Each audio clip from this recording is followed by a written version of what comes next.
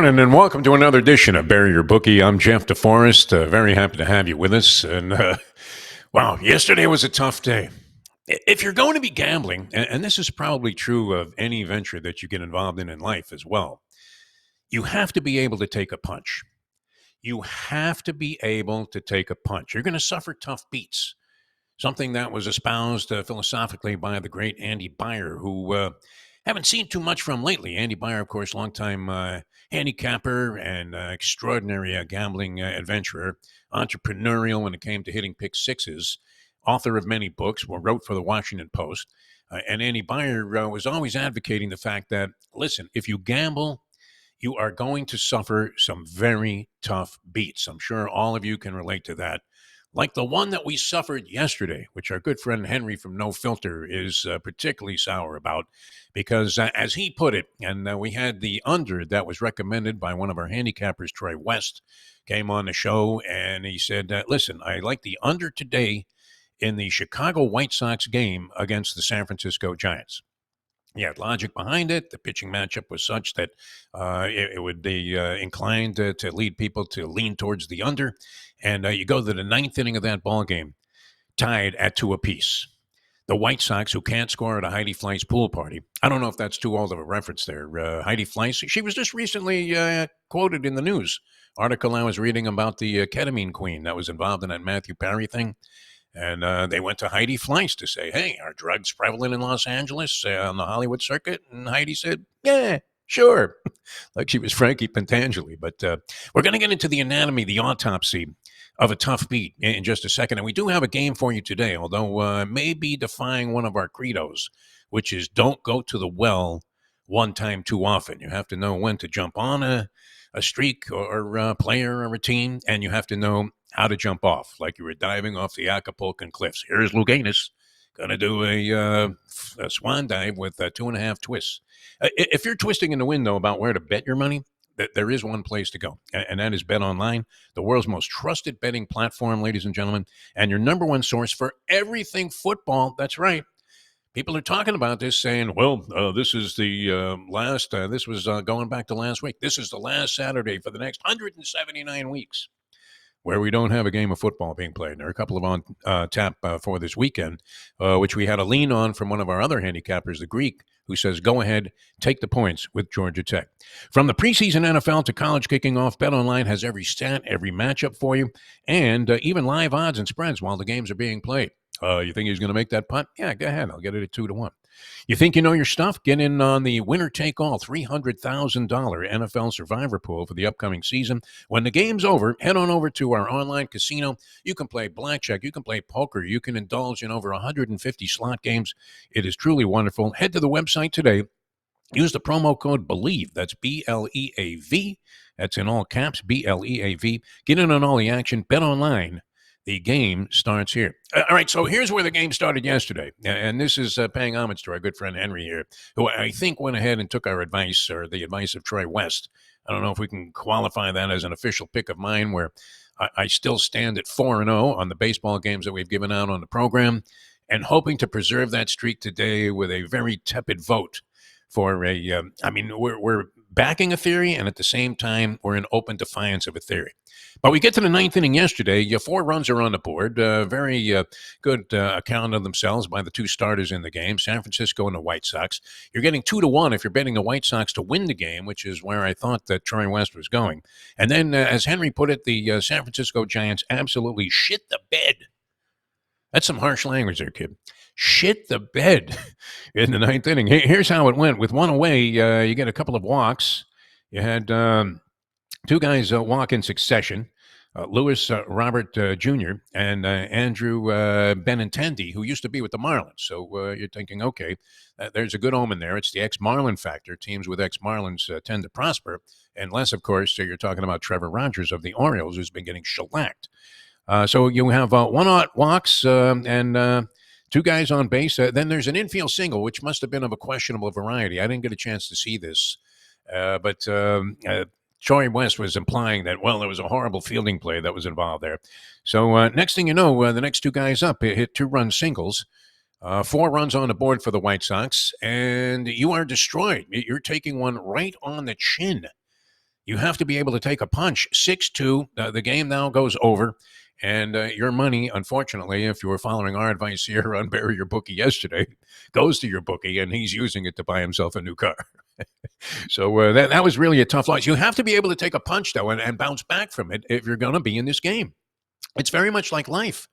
Or in some cases, and this is figuratively, not literally taking a punch, but who hasn't taken a punch at some point in time if you've been involved in any sort of a failed marriage? Where, I mean, you should have a copy of my self-help book. Thank God I was broke at the time. That's the only way to go out in those sort of things. But you're looking at a guy who's 0 for 3 with a walk. And this one is currently sitting there with a 3-2 count, 2 away, and nobody on, and we're trailing by 6 runs. So, yeah, thank God I was broke at the time. Would be appropriate. Unfortunately, not the case right now. So I'm going to have to be careful. Just ride it out. Cheaper to keep. But you have to be able to take these punches and survive them in life. And then I guess the greatest example, who had the toughest chin in boxing? You could make a case, people, that it was the late, great Muhammad Ali. And maybe, I mean, there's a mixed bag of feelings about Ali and his career. I thought he was brilliant. I'm in agreement with many, many boxing experts. Maybe you don't place him number one all time. You might have an affinity for Money Mayweather. Maybe you're somewhere in Tijuana and you're wearing a Canelo Alvarez T-shirt. I don't know that I would put him in that equation. But Ali, unfortunately, to his detriment, could really take a punch. He was knocked down 4 times in his career. One was very questionable, that Chuck Wepner thing, which inspired all of the Rocky movies. But Wepner's standing on his foot as he goes down, and was falsely called a knockdown. So that was one. Everybody remembers the Joe Frazier one. He was knocked down by a guy named Sonny Banks early in his career, and the other guy that knocked him down was Henry Cooper, this stiff out of England. So rarely did he go down. And let's face it, Ali took more than his share of shots. He was in there with Sonny the Bear Liston, for God's sake, who barely laid a glove on him. But when he did, it had to be something that was destined to induce pain. But he could take a punch, and it may have led to, and you would have to conclude, not being a physician, but you would have to conclude that it eventually led to the debilitation and the things that we saw that were enacted because of his Parkinson's. Yeah, I mean, it's unfortunate. He took hammerings. Ferdy Pacheco, towards the end of his career, the great fight doctor who I became friends with, did a few fight calls with, was always saying that he implored Ali to stop, to get out of the game. Maybe the greatest example of a guy who could take a punch was Randall Tex Cobb, as he took an absolute beating from Larry Holmes. Carlos Padilla, a Hall of Fame referee, allowed this thing to go on to the point where Howard Cosell, and true to his word, the great Howard Cosell, said, "I'll never do another boxing match again."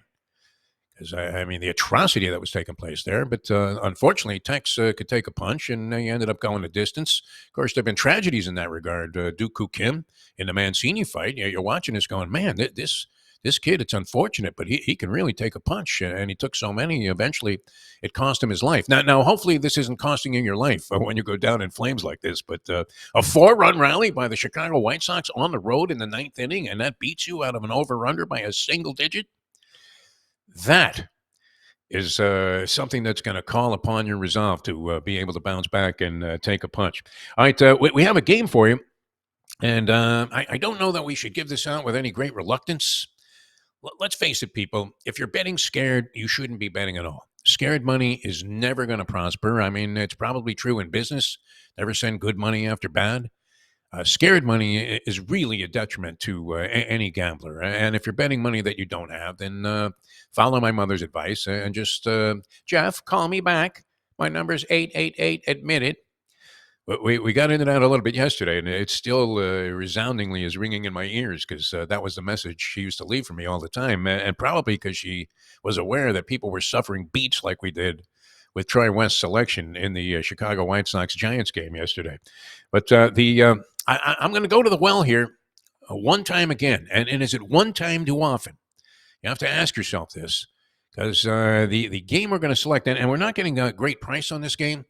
So I wouldn't necessarily step out with a large amount of money, but we are going to make it one of our official picks here on the show, trying to go to 5-0 with baseball selections, as we're ignoring a complete slate that gets underway tonight of NFL preseason games.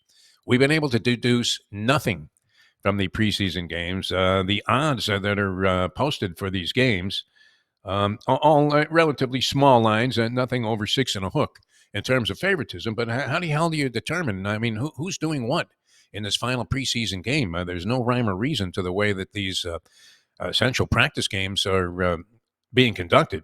So if you're betting on that, as we said yesterday, we do suggest a little bit of therapy.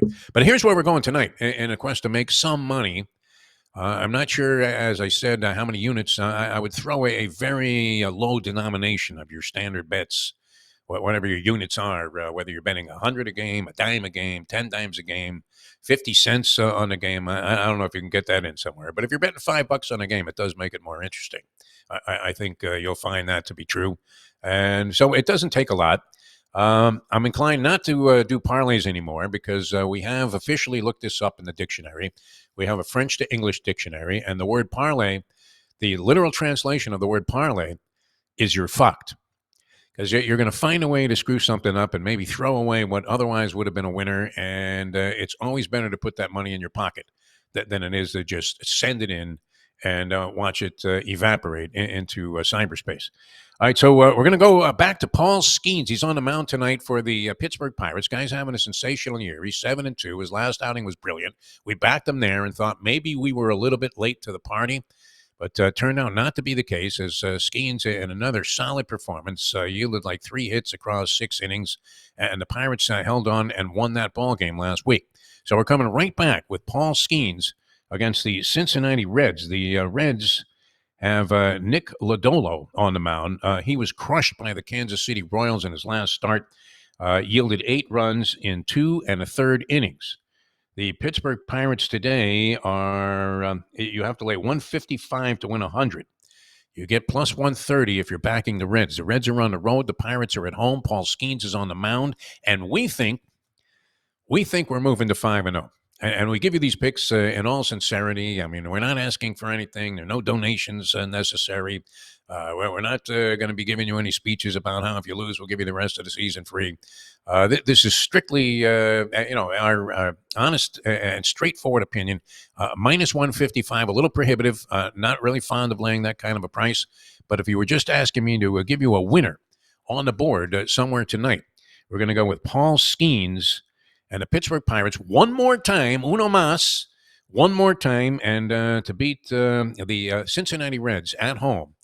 And go ahead and cash for us. So if it's 155 to win 100, we're going to have to hope that this one comes through. And doesn't end up being a disaster, a catastrophe like we saw yesterday with the Chicago White Sox scoring 4 runs in the top of the ninth to put that game over. That was rather unfortunate. A couple of other things that are happening in the sporting world. We were very suspicious about Anthony Richardson being the number 4 overall pick last year in the NFL draft. This was a guy that seemed to have trouble completing passes. His pass completion percentage was very low, played for the Florida Gators. The Gators weren't a great team, and Richardson was brilliant in terms of displaying his athleticism. So there was reason to believe, and it's funny, too, because for some reason, and this is one of the rationales behind so many mistakes being made in the draft, but for some reason, a lot of these teams just refuse to believe what is blatantly obvious, what is just clearly happening on the field by watching a guy play. This guy had a scatter arm. He was all over the place in terms of passing accuracy, and that made him a very suspect qualifier as an NFL top 5 pick at the quarterback position especially. And so, because people thought he had enough athleticism maybe to play another spot, but you're drafting him to be your quarterback, your franchise quarterback, taking a number 4 overall pick a year ago to put this guy on your roster, and you're hoping, and this is Dusty Springfield time, the old song, wishing and hoping and hoping and praying. And it doesn't work when you're scouting in sports. You can't go into Stevie Wonder syndrome and just have blind men out there on the road refusing to believe what they can plainly see with their own eyes, which was that this guy had a serious accuracy problem that was going to have to be overcome if he was going to be a good starting quarterback. I bring this up because there's an article out there today about how in a joint practice, he was being absolutely dissed because he didn't throw the ball. All the guy did was run. And so Anthony Richardson looking very, very suspicious as a number 4 overall pick. If you were thinking that the Indianapolis Colts were going to do anything with this guy down the road, I don't know what level of optimism there is for the Colts. They're not a team that seems to be very much in the spotlight of possible Super Bowl contenders or even playoffs for that matter. But you would have to think that if they were going to be any good, Richardson would have to find a way to be able to overcome what appears to be just a very, very lacking efficiency quotient in finding receivers. He literally needed like a telescope to find these guys yesterday, and ended up taking off and running, and was being summarily dissed by the opposition. And you would have to think that maybe there's a dilaudid drip being administered to the general manager of the Indianapolis Colts after watching what was going on during the preseason so far. Good luck, everybody, with everything. We're hoping for the best. We have absorbed these tough losses. You do have to be able to take at least a standing 8 count here and there. I mean, you are going to suffer tough beats in this game. That was an especially difficult one to overcome yesterday, as the San Francisco Giants giving up a 4-run rally to a team that I think there was a stat out there. The Chicago White Sox have the most accounts of scoring 2 runs or less in a ball game so far this year. I mean, they rarely scratch a 3 spot. About a third of their games, they've had 2 runs or less, and they still managed to rally for 4 in the top of the ninth through Runas yesterday. Paul Skenes tonight. Let's go. Competing for the Rookie of the Year honors. The Pittsburgh Pirates trying to accomplish an over. We are just 2 wins away from clinching our season-long over-under total lock of the century that we gave you earlier on No Filter about way into the start of the baseball season. Before the start of the baseball season, our inside information said Marlins under 79 wins, and they are about to go ahead and have you cashing as a 93-2 the rest of the way, just to accomplish a push. So we feel pretty good about that. I don't know how heavily you're going to win in the Paul Skenes game tonight, but Pirates over the Reds. That's our pick here on today's edition of Bury Your Bookie. All right, we'll see you tomorrow. We'll have the professor. We'll get into college football with the professor, outstanding college football handicapper. He gave us a couple of ideas for the season last Friday when he was on, including taking a little sniff with Alabama. I've seen the odds at 15-1. He had them at 14-1 to win the national championship. Not that Alabama ever is the benefactor of any kind of favoritism on the part of any of these various committees and people that vote on such things. But you would have to think that somehow, if they can win the SEC, they get the buy into the first round and might have a shot there at 15-1. Milroe comes back at quarterback. He looked like he was a competent leader. So we'll see what happens. Alabama at 15-1. That was a professor's pick as a possibility. He gave out a few things, but a possibility to win the national championship worth looking into. And we're going to go ahead and why not roll the dice again? Maybe we're going to the well too often. We got a top 10 finish out of Billy Horschel last week. Field is down to 50 for the BMW on the golf tour. They tee it up this morning, so you better get in quickly. We'll take another flyer on Billy Horschel at 33-1 to win the thing, and whatever his odds are to be in the top 10, we're going to go. And listen, I mean, you're going to have a top 10 based on a 50-man field, so not as tough of a wager, and you can't expect the odds to be as strong as they normally would be. But I think at the worst, you hedge off and get your money back on Horschel to finish in the top 10 if he doesn't win it all at 33-1. All right, we'll see you next time. Thanks so much for tuning in. For the people at NoFilter.net, we appreciate all of the help that they're giving us here on the program. And as we say, we're out every day on a mission from God, and that is to bury your bookie.